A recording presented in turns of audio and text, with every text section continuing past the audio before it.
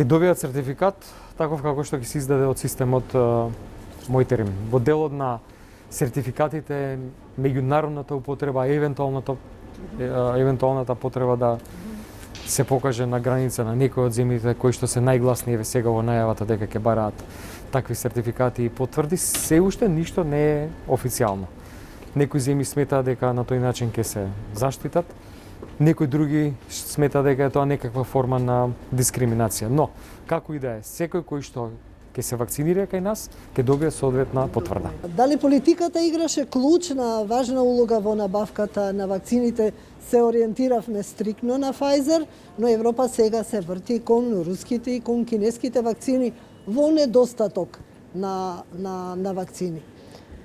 Дали има политика во вакцините?